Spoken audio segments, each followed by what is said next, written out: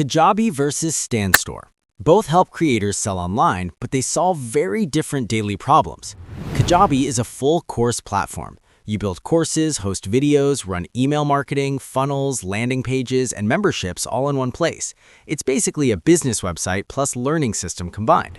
There's no permanent free plan, but they offer a free trial, usually around 14 days. Paid plans start in the premium range, roughly over $100 per month depending on tier. The value is you don't need separate tools for email or hosting. But it does have a downside. Setup takes time, and beginners who only sell one product may feel overwhelmed and overpaying. StanStore is built for simplicity and social media creators. You connect it to your link in bio and sell digital products, bookings, or mini courses quickly without building a full site.